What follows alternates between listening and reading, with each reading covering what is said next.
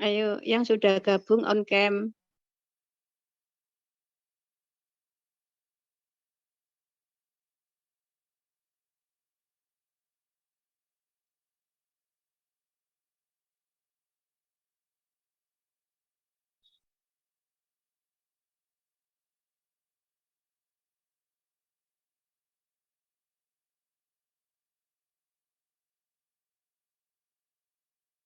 Ayo, Mbak, Mas, yang sudah gabung on cam.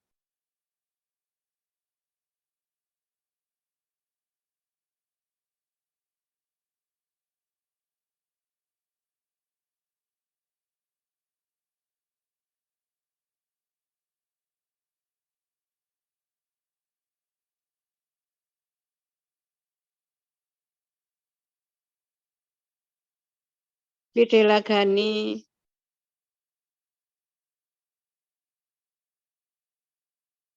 Putri Sabila,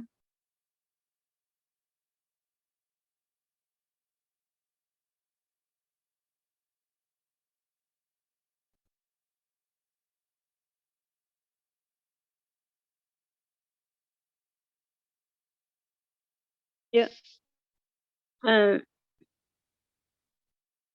Minggu lalu saya tidak bisa mengajar karena minggu lalu itu sebetulnya saya ke kampus memaksa ngajar, tapi ternyata saya tidak kuat gitu ya. Di tengah-tengah itu saya gemeteran, panas dingin.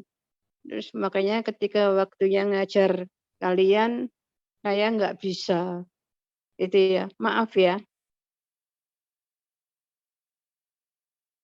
Iya Bu, nggak apa-apa.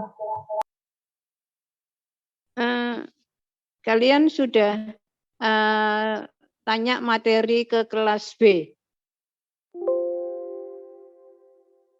Untuk dulu itu hanya disuruh tanya mengenai tugas minggu lalu Bu, mengenai diksi. Jadi dari kami udah merangkum materi diksi. Ya sudah merangkum. Sudah Bu. Oh ya sudah. Nanti dikumpulkan pada saat mau UAS saja ya. Yuk kita lanjutkan materinya yaitu paragraf dan wacana. Apa itu paragraf?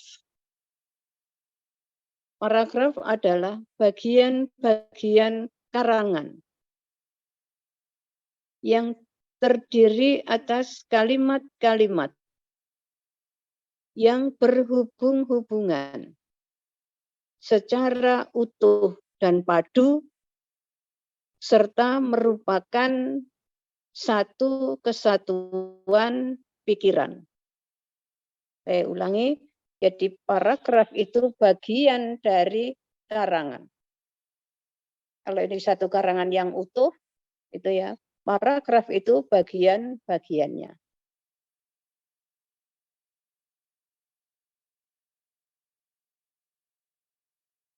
Ciri-ciri paragraf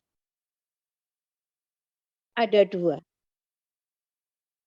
Ciri visual dan ciri ideal.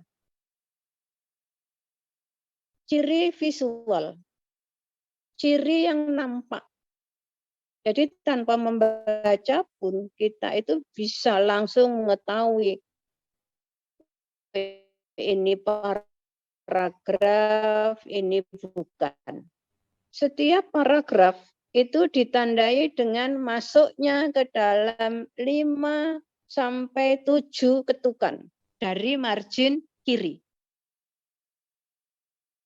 Satu ketukan itu sama dengan satu huruf. Jadi kalau misalnya masuk ke dalam 5 ketukan berarti dikosongi 5 huruf baru mulai. Itu jika menggunakan bentuk indented style.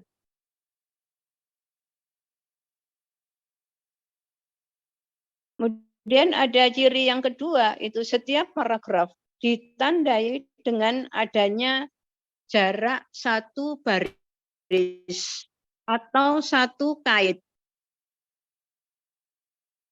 Kalau misalnya Anda tulis tangan, pakai folio bergaris, itu diberi jarak 1 baris kosong. Tapi kalau Anda ketik, itu pakai 1 kait. Gitu ya. 1 kait itu sama dengan jarak antar baris dalam teks. Antara indented dan full block itu tidak ada keharusan. Misalnya nulis ini harus pakai bentuk indented, ini apa. Terserah nanti jurusan kalian itu menyuruh bentuk apa. Apakah indented atau full block. Itu selera. Tetapi sekali Anda menentukan bentuk paragrafnya, misalnya indented ya mulai dari kata pengantar sampai penutup itu harus indented atau full block. Jadi tidak boleh selegenji gitu ya.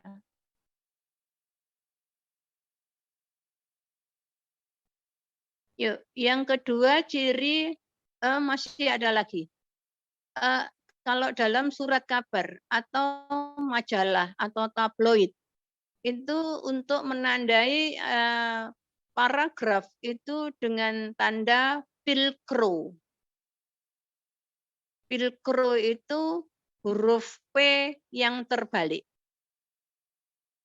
Jadi P itu ininya berdirinya itu 2. Jadi seret, terus baru lungkernya itu sebelah kiri itu. Itu namanya pilkro. Itu hanya digunakan untuk yang aspek ekonomisnya sangat diperhitungkan. Tetapi dalam tulisan ilmiah kalian nanti itu tidak boleh menggunakan pilkro. Harus menggunakan indented atau full block.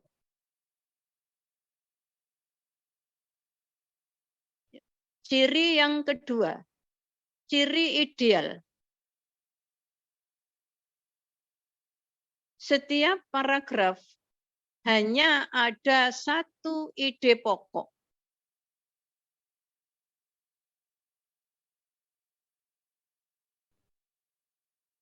Jadi kalau ini tidak bisa hanya dilihat, tetapi harus dibaca. Bahkan mungkin tidak cukup sekali ya untuk mengetahui ide pokoknya itu apa, kan begitu.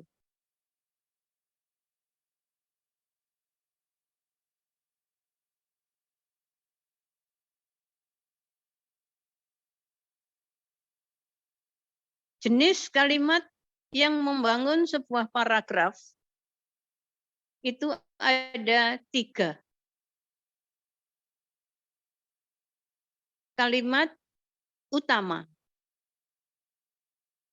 kalimat penjelas, dan kalimat penyimpul. Kalimat utama, kalimat yang mengungkapkan ide pokok.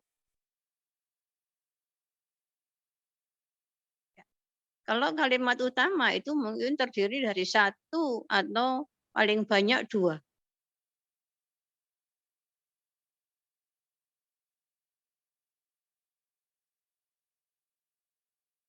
Kemudian yang kedua kalimat penjelas. Kalimat yang menunjang atau yang menguraikan ide pokok. Nah, jumlahnya tidak terbatas. Kalau memang perlu panjang lebar, ya uraikan. Gunakan banyak kalimat. Tetapi kalau misalnya hanya perlu sedikit saja penjelasannya dan itu sudah tuntas, ya jangan dipanjang lebarkan. Jadi penggunaan kalimat penjelas itu disesuaikan dengan kebutuhan. Diuraikan secara proporsional.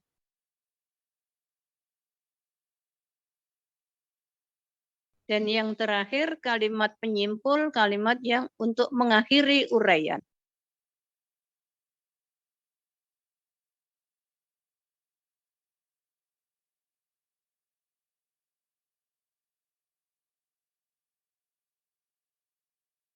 Syarat-syarat penyusunan paragraf.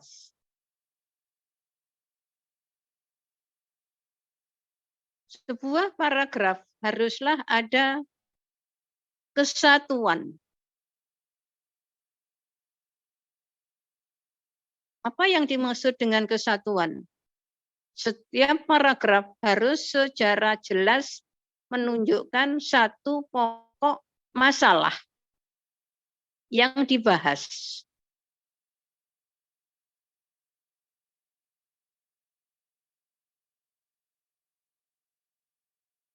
Yang perlu Anda perhatikan, satu pokok masalah itu bukan berarti memuat satu hal. Jadi bisa memuat beberapa hal, asalkan masih dalam satu pokok persoalan.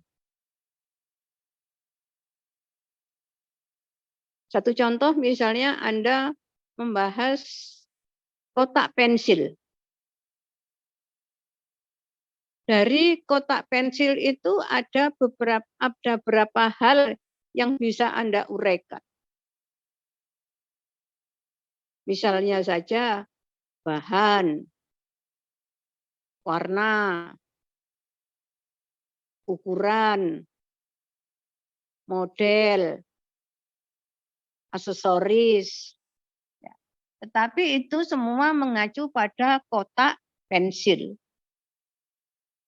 Bukan kotak obat atau kotak amal. Gitu ya. Jadi kalau misalnya kamu bahan yang dibuat adalah besi ukuran sekian kali sekian, lah itu bukan kotak pensil, itu bisa kotak amal itu kalau dari besi ini atau apa. Ya. Yang kedua harus adanya koherensi. Apa itu koherensi? Koherensi adalah hubungan timbal balik antar kalimat yang membangun sebuah paragraf itu harus terjalin dengan baik, wajar, dan jelas.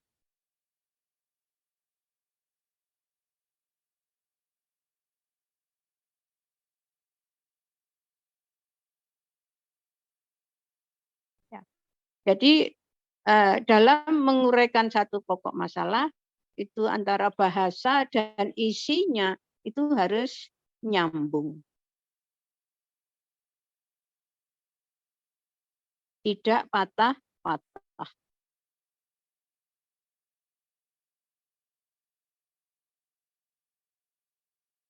Yang ketiga, perincian dan urutan jalan pikiran. Jadi satu pokok masalah itu dirinci. Setelah dirinci, diurutkan. Mana ini yang harus urutan pertama, kedua, ketiga, dan seterusnya.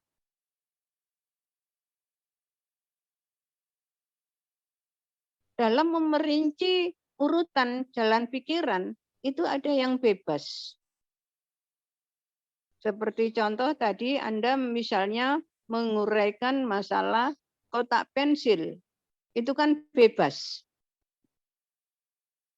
Mau aksesoris dulu, mau warna dulu, mau apa, boleh, bebas.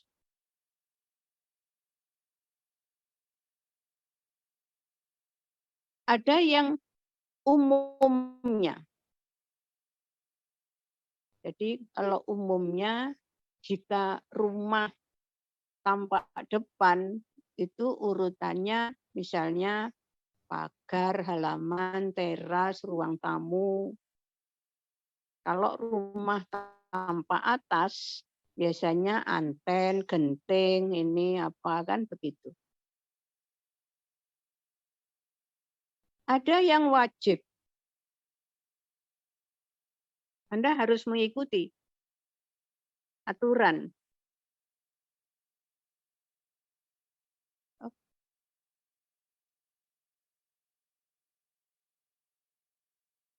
iya.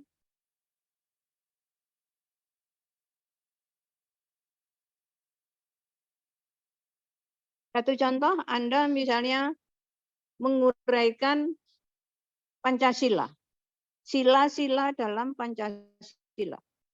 Anda harus wajib itu mengikuti. Anda tidak boleh mengubah-ubah.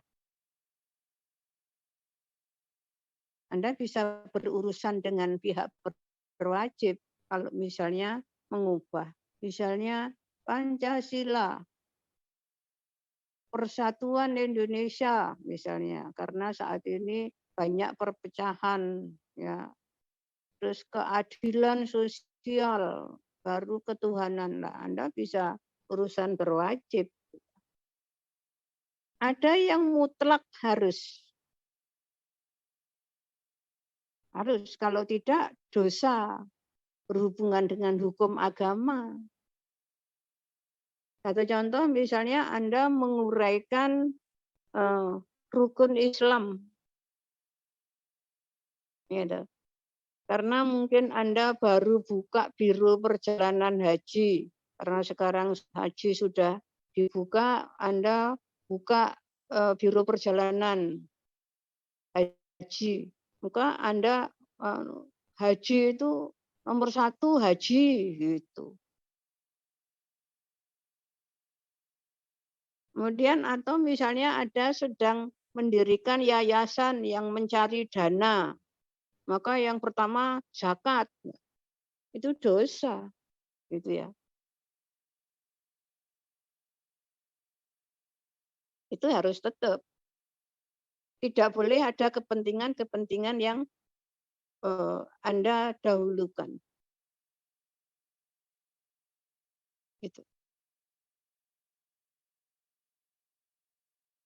Yuk. Berikutnya penggunaan kata transisi dan kata ganti. Untuk menyambung antar kalimat agar menjadi suatu paragraf yang utuh, itu bisa menggunakan kata ganti atau transisi. Kata gantiku, kamunya, gitu ya. Aku, engkau, dia. Kemudian lalu, selanjutnya, berikutnya, akhirnya. Nah, itu Anda bisa pilih, gitu ya. Dan penggunaannya harus bervariasi, gitu. Jangan hanya satu kata transisi. Ya meskipun boleh, tapi nanti yang membaca atau mendengarkan itu bosan. Kalau misalnya Anda hanya menggunakan transisi berikutnya, gitu ya. Berikutnya, kemudian berikutnya, Anda kan bosan. Tapi kalau bervariasi berikutnya, selanjutnya, setelah itu, maka, akhirnya, kan begitu. Itu bisa jauh lebih enak dinikmati.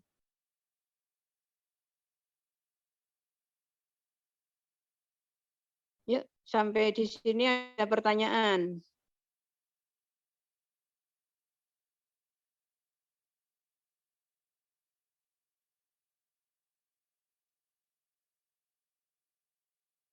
Ada pertanyaan?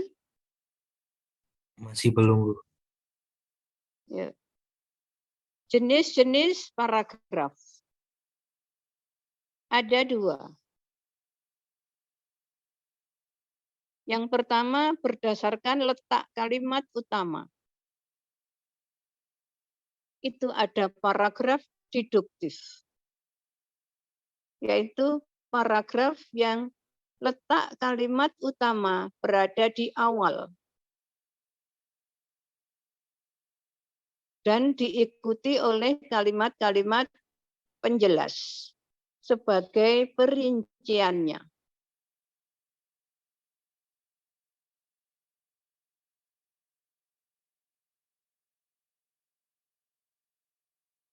Yang kedua, induktif.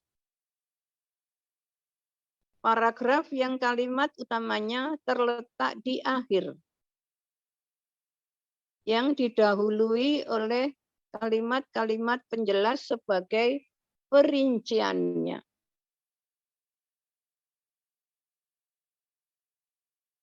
Dan yang ketiga, campuran, yaitu paragraf yang kalimat utamanya terletak di awal dan diulangi di akhir. Jadi bukan di awal dan di akhir, tapi di awal dan diulangi. Nah, pengulangannya itu sama persis atau boleh hanya intinya saja.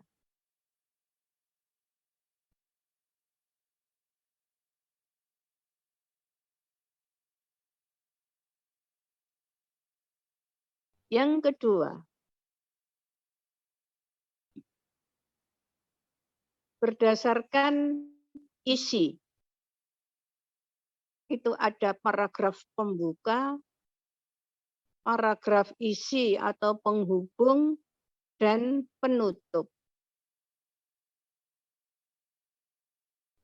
Untuk melihat jenis ini, itu harus dalam satu wacana yang utuh.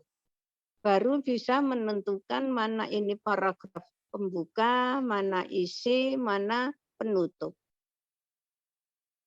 Kalau tidak bisa. Melihat jenis paragraf berdasarkan kesatuan isinya.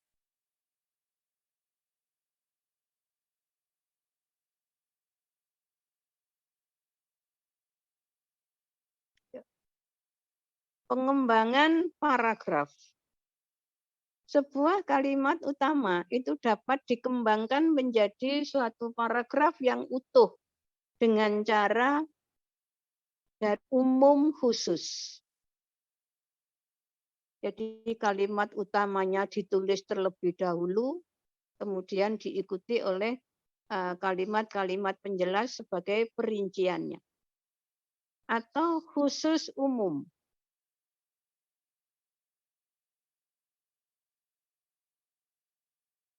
Ya, satu contoh misalnya dari umum ke khusus, gitu ya. Kota Malang dikenal sebagai kota pendidikan. Dikatakan sebagai kota pendidikan karena di seluruh kecamatan yang ada di Kota Malang semuanya terdapat lembaga pendidikan, mulai dari pendidikan yang paling rendah baby club sampai pendidikan tinggi, perguruan tinggi negeri maupun swasta. Anda tadi kan janji di setiap kecamatan. Ya, Anda uraikan. Kecamatan pertama, misalnya Kecamatan Blimbing. Di sana terdapat sekian baby club, sekian PAUD, sekian TK, SD, SMP, SMA, perguruan tinggi. Kemudian Kecamatan Lowokwaru. Ya, sini misalnya terdapat 3 baby club, 5 PAUD, 7 TK, 15 SD, kemudian 5 SMP, kemudian ada 5 SMA, dan 4 perguruan tinggi negeri, yaitu Polinema, UB, UIN, dan UM. Nah, gitu. Dan seterusnya. Sampai pada 6 kecamatan yang ada di Kota Malang. Itu berarti dari umum ke khusus. Kalau dari khusus ke umum ya tinggal balik. Di semua kecamatan yang ada di Kota Malang, semuanya terdapat lembaga pendidikan. Baru terakhir, maka layaklah Kota Malang juga disebut sebagai kota pendidikan. Kemudian bisa sebab akibat. Jadi sebab terjadinya sesuatu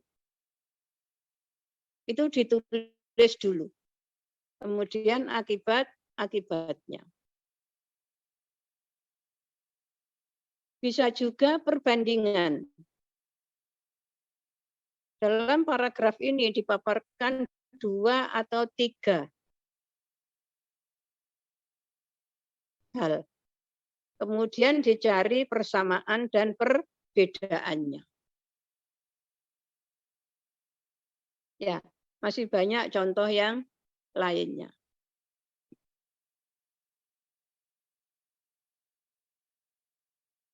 Ya, berikutnya sampai di sini ada pertanyaan tentang paragraf.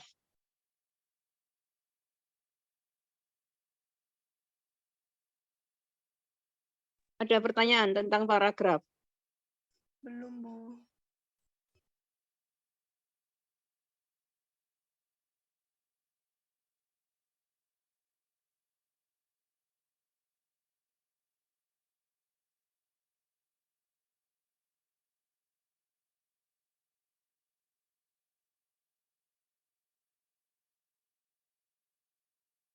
Ini Mbak Sylvia sama Mbak Devi sama Mbak Nurus, kenapa enggak on cam?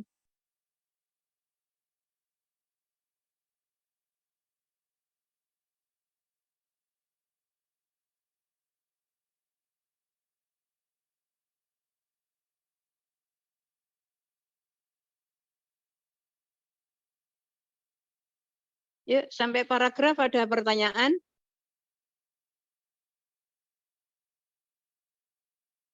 Dengar suara saya? Iya, Bu. Yuk, berikutnya wacana. Wacana adalah suatu pembicaraan yang luas tentang suatu pokok persoalan. Jadi suatu pembicaraan atau uraian suatu pokok masalah secara luas. Luasnya seberapa? Ya minimal terdiri dari 3 paragraf.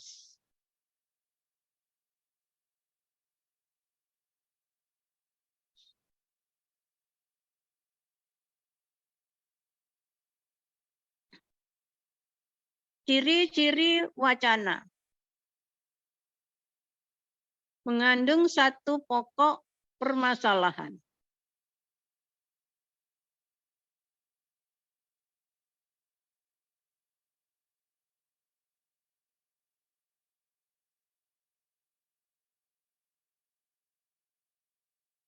Jenis-jenis wacana. Yang pertama, wacana deskripsi, deskriptif. Yaitu suatu bentuk wacana yang menguraikan suatu pokok masalah berdasarkan kesan penutur.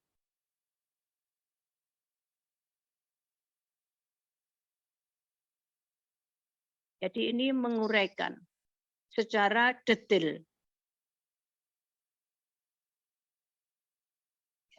Jadi ciri penanda utama wacana ini adalah kesan penutur, impresi penutur.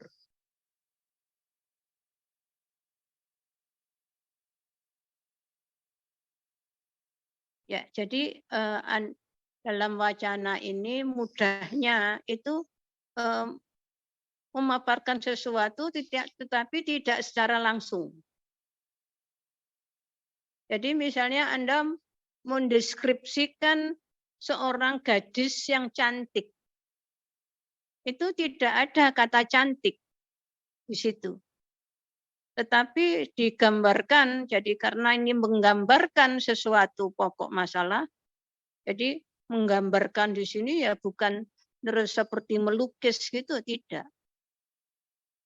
Yang namanya menggambarkan berarti ya itu seorang gadis yang cantik itu misalnya digambarkan dengan tingginya 170 cm, kulitnya halus mulus kuning langsat, rambutnya panjang, terurai, tebal, hitam, lurus, sepinggang, misalnya ya. Jadi Anda menggambarkannya itu bisa dari postur tubuh, bisa dari barang miliknya, atau tingkah lakunya. Itu. Jadi Anda gambarkan misalnya seorang yang kaya, itu Anda gambarkan dengan barang miliknya. Atau misalnya orang yang lemah lembut, gitu ya. Jadi Anda gambarkan, gitu ya. Yuk, yang kedua, wacana eksposisi. Suatu bentuk wacana yang menguraikan satu pokok masalah yang bertujuan menambah wawasan atau pengetahuan pembaca atau pendengar terhadap uraian yang dipaparkan.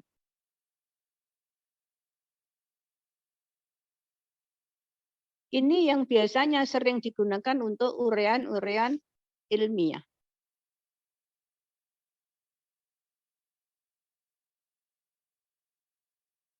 Yang ketiga, wacana argumentasi.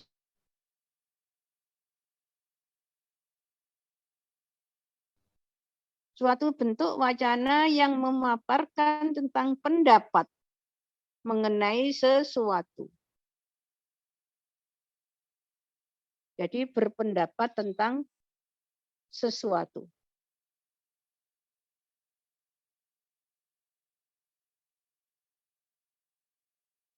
Kemudian berikutnya narasi. Suatu bentuk wacana yang menceritakan suatu kejadian, sesuatu yang telah terjadi. Jadi menceritakan sesuatu. Tidak ada batasan kapan terjadinya. Apakah 5 menit yang lalu atau 5 tahun yang lalu. Ketika sudah terjadi, itu bisa dikatakan sebuah narasi.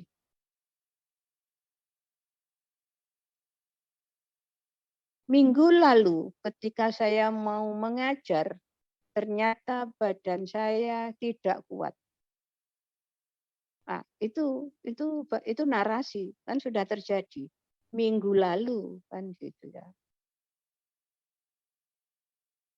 Dan yang terakhir, persuasi. Memaparkan sesuatu.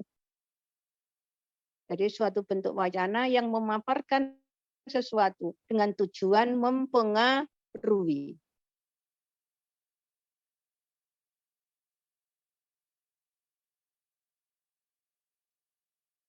Jadi itu intinya.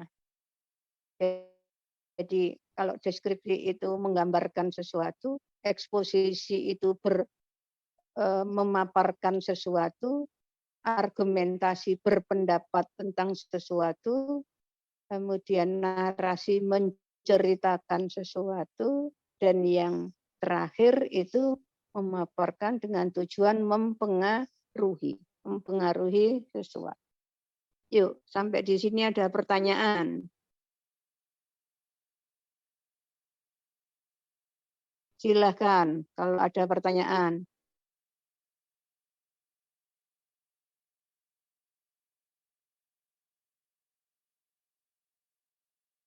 Ayo silahkan.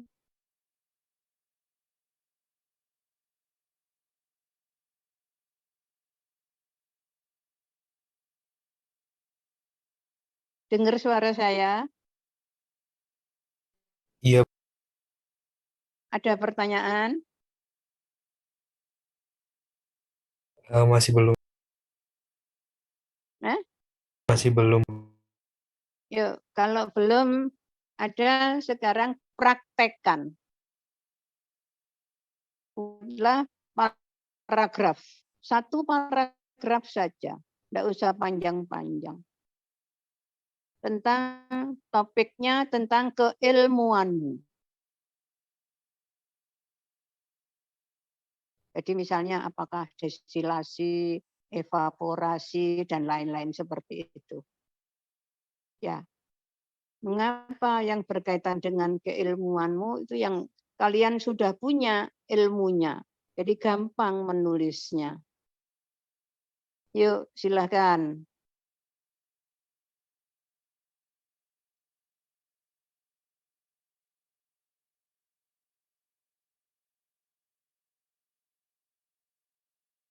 (15 menit).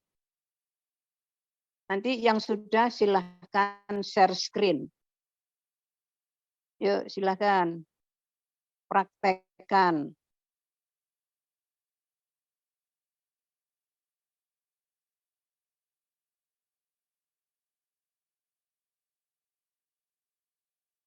Ini karena topik ini sudah bukan teori lagi. Jadi teori yang digunakan untuk praktek. Kan gitu ya.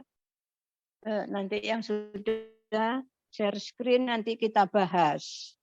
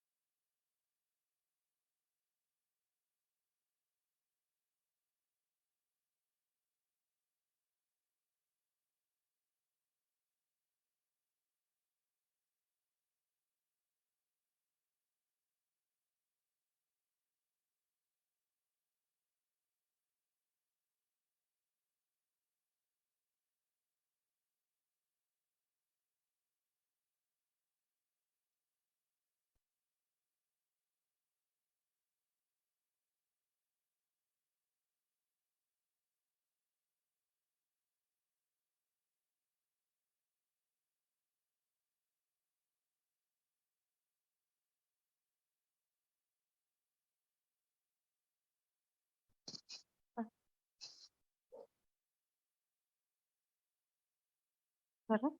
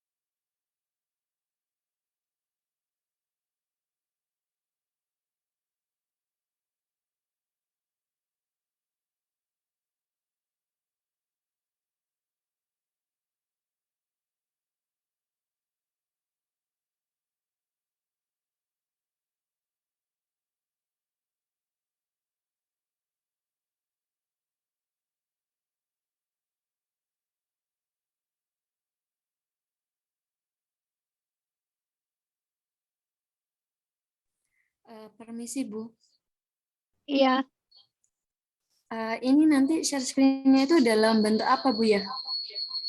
paragrafmu.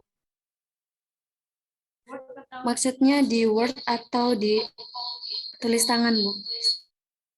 Terserah mau Word bisa, tulis tangan bisa.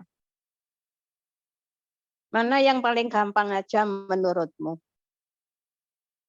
Ya, Baik Bu, izin share screen Bu. yuk silahkan.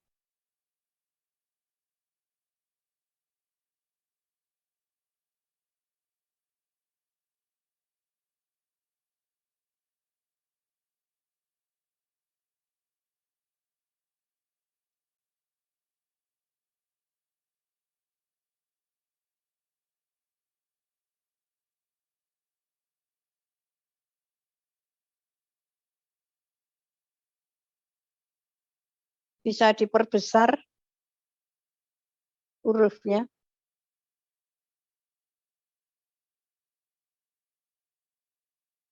Yuk, bacaan. Apa judulnya? Judulnya itu pengertian dari evaporasi. Jadi evaporasi itu adalah salah satu proses pemisahan atau separation proses yang cukup penting dalam kelompok studi satuan operasi atau unit operation pada cabang ilmu teknik atau rekayasa kimia atau chemical engineering. Evaporasi didefinisikan sebagai proses penguapan pelarut dari campuran atau larutan yang mengandung zat terlarut non-volatil. Tetapi pada sebagian besar kasus, pengertian evaporasi dimaksudkan sebagai penguapan atau penghilangan air dari larutan berpelarut air atau aqueous solution. Ini bahasa buku. Ya. Ini belum kamu ubah menjadi bahasa paragraf. Ya. Ini kamu masih murni ambil dari buku, ya, teori. Jadi mestinya kalau kamu buat paragraf, ya toh, ketika evaporasi adalah kamu jelaskan apa itu evaporasi itu. Apa pengertian dari ini apa? Bukan terus evaporasi adalah salah satu. Nggak bisa. Jadi kalau ini adalah itu ciri eksposisi. Jadi kamu harus menjelaskan dulu. Jadi evaporasi adalah apa tadi? Proses Pemisahan. atau proses penguapan. Ya, jadi jelaskan dulu. Evaporasi adalah bla bla bla ini apa. Seperti itu. Baru digunakan untuk apa, tujuannya apa, ininya apa, seperti itu. Ya, paham Mbak? Iya, Yuk, yuk direvisi. Ya, baik Bu, terima kasih. ya, stop share screen. Yuk, berikutnya.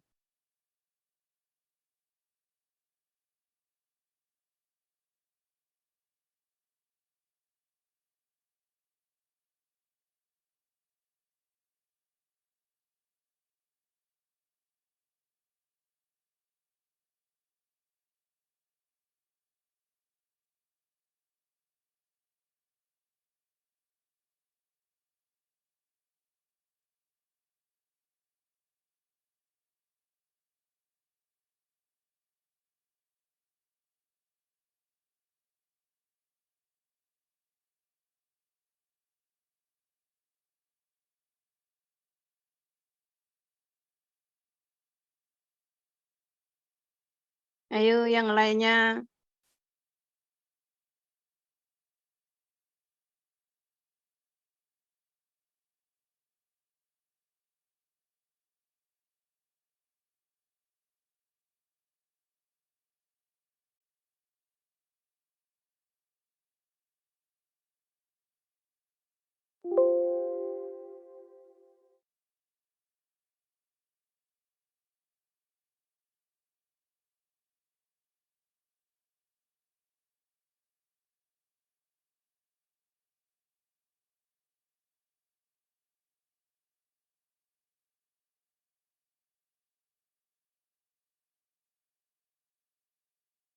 Apaan?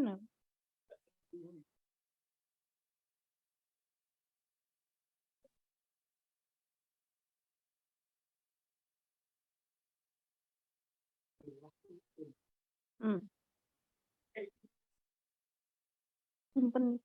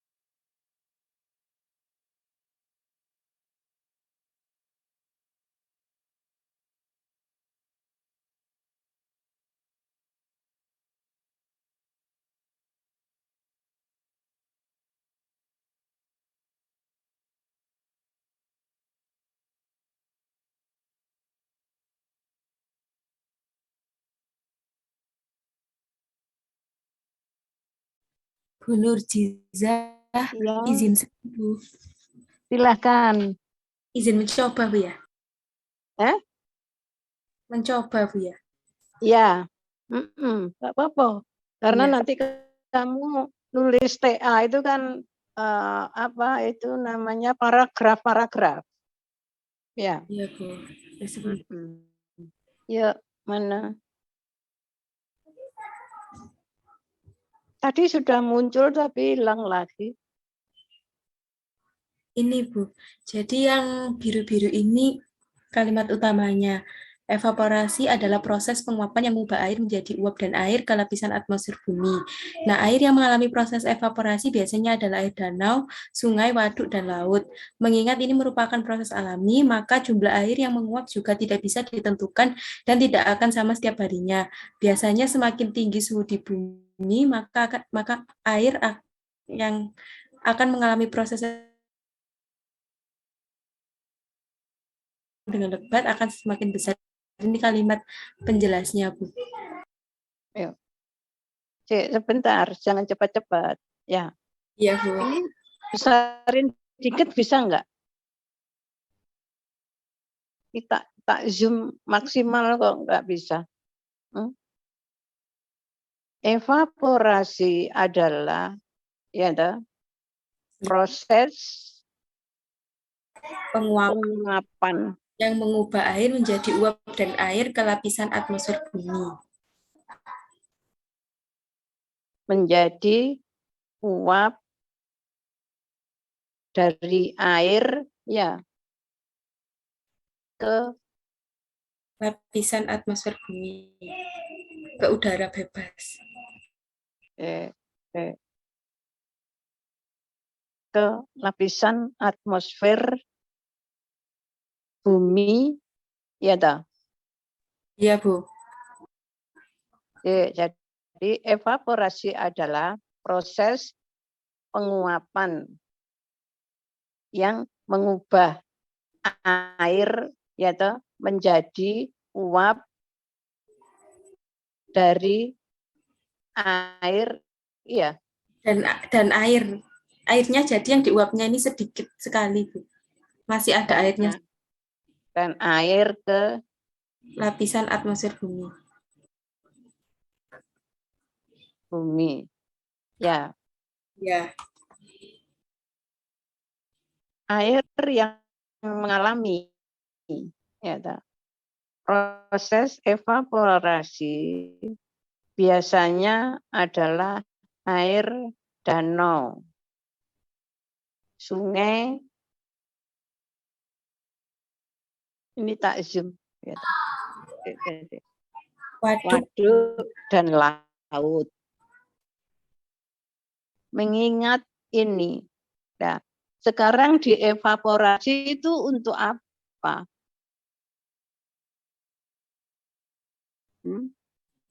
Jadi ini menjelaskan ini Bu, evaporasi secara alami dari air danau, sungai, waduk, dan laut yang nanti ini bisa menyebabkan hujan. Kalau semakin banyak menguapnya ini, maka hujan itu bisa turun lebat gitu. Mau gitu. Ya, jadi jelaskan. Ya toh. Jadi evaporasi adalah proses penguapan yang ini apa air danau ini apa gitu ya.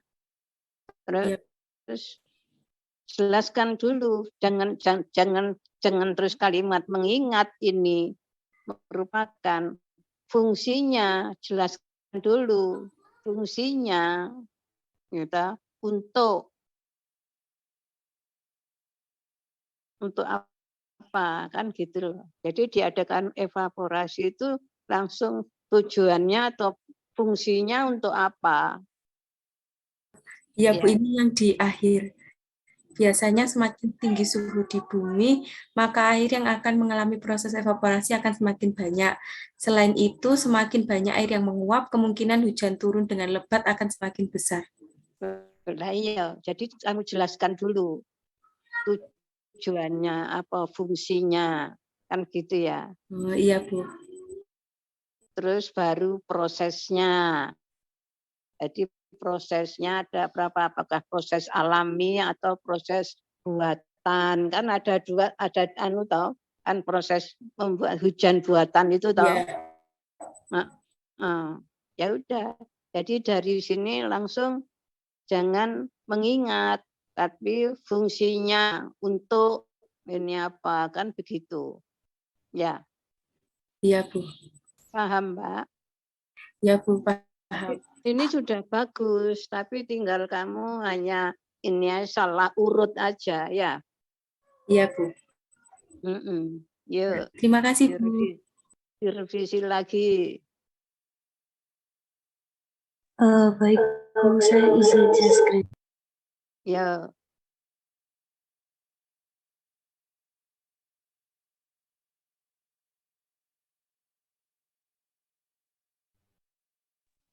Apakah sudah terlihat ya, Bu? anu dibesarkan gitu tulisannya. Ya, bacain. Judulnya apa? Baik, di sini saya membuat paragraf tentang ekstraksi pada cair atau solid liquid extraction atau leaching. Ekstraksi adalah proses pemisahan zat terlarut atau solut dari suatu larutan dengan menggunakan pelarut atau solvent lain yang tidak Kalau saling. membacakan untuk saya itu pelan-pelan satu kalimat. Iya. Ekstraksi adalah gitu ya. Baik, Bu, saya ulangi. Di sini saya membuat paragraf ekstraksi pada cair atau solid liquid extraction, yaitu leaching. Ekstraksi adalah proses pemisahan zat terlarut atau solut dari suatu larutan dengan menggunakan pelarut atau solvent lain yang tidak saling melarutkan dengan pelarut larutan. Ekstraksi bisa berlangsung pada keadaan fasa cair-cair yang disebut ekstraksi cair-cair atau liquid extraction, ataupun pada fasa padat cair yang disebut ekstraksi padat cair atau solid liquid extraction atau leaching. Leaching adalah proses pemisahan suatu zat terlarut pada suatu padatan dengan mengentakkan padatan tersebut dengan pelarut atau solvent sehingga padatan dan cairan bercampur dan kemudian zat terlarut terpisah dari padatan karena larut. Tujuan dari proses leaching ini yaitu mendapatkan zat terlarut yang terkandung dalam padatan dan membersihkan zat terlarut dari padatan. Begitu, Bu. Ya.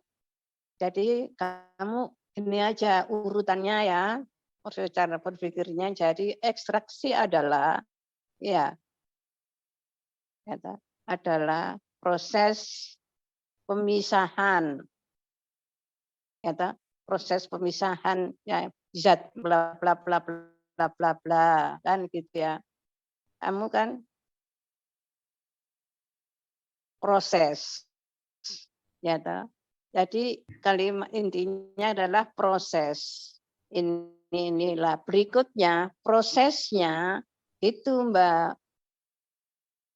Terus jenisnya apakah cair-cair, padat cair atau apa-apa gitu. Ya, baru tujuannya. Jadi dipisahkan Mbak. Paham Mbak? Iya, Bu. Jangan dicampur gitu. Ya. Jadi ekstraksi adalah proses pemisahan ini apa. Jadi prosesnya itu seperti apa. Gitu tuh. Terus jenis-jenisnya, jenis-jenis ekstraksi itu apa kan gitu ya. Tujuannya untuk apa kan gitu. Gitu ya Mbak. Ya, Bu. Yuk direvisi. Baik, Bu. Terima kasih. Yuk.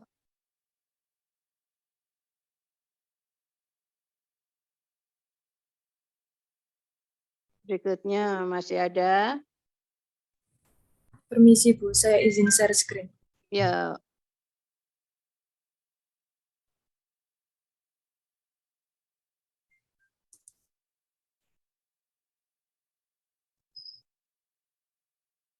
Apakah sudah terlihat ya, Bu? Belum. Ya, sudah. Distilasi. Distilasi adalah suatu proses pemisahan campuran berdasarkan titik didih dan tekanan uap. Distilasi memiliki beberapa macam, yakni distilasi batch, distilasi fraksinasi, dan distilasi sederhana. Tujuan dilakukannya distilasi adalah untuk menghasilkan suatu larutan yang murni. Seperti halnya pada praktikum distilasi fraksinasi, tujuan dilakukannya praktikum ini yaitu untuk menghasilkan etanol yang murni. Ya, jadi urutannya destilasi ya toh.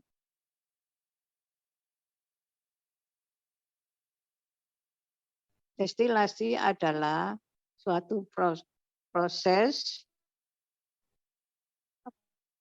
pemisahan campuran ya toh, berdasarkan titik didih dan tekanan.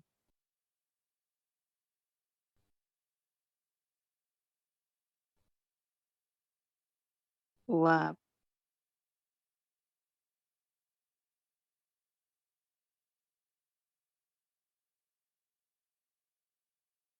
Baru tujuannya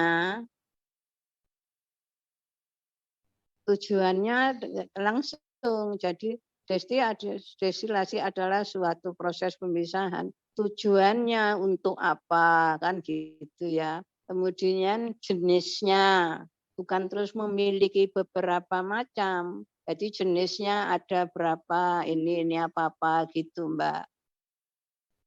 Paham, Mbak?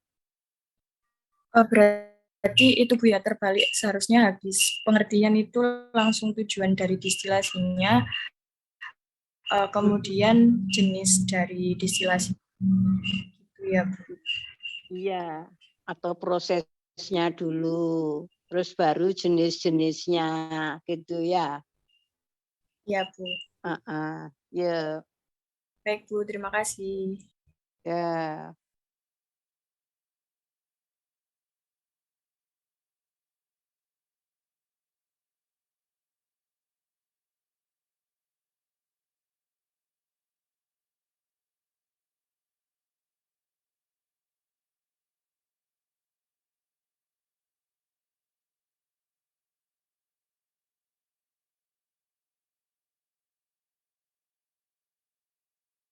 Masih ada?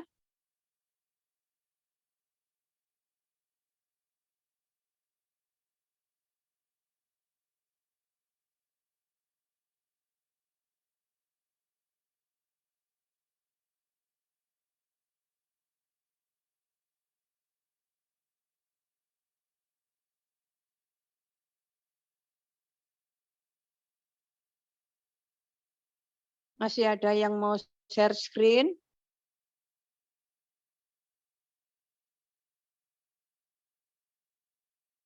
Kalau masih ada, ditunggu. Tapi kalau tidak ada, ya udah diakhiri. Gimana? Kita lanjutkan minggu depan. Gimana, Mas? Mbak? Mungkin dari teman-teman masih belum ada, Bu. Iya. Kalau belum ada, ngapain ditunggu, kan gitu toh. Ya. Mending kita akhiri aja. Ini yang hadir itu 23 dari berapa orang? Dari 24, Bu. Aslinya 25, tapi yang satu udah itu apa? Ismafo, Bu. Oh, iya. Berarti satu orang yang tidak hadir. Iya, Bu, izin. Sakit. Iya. Tulis ya, Mas. Satu orang yang tidak masuk itu apa, terus alasannya apa ya? Iya, baik. Ya udah, kalau tidak ada yang mau share screen, kita akhiri. Assalamualaikum warahmatullahi wabarakatuh. Waalaikumsalam warahmatullahi wabarakatuh. Terima kasih, Bu. Terima kasih Bu. Sehat-sehat.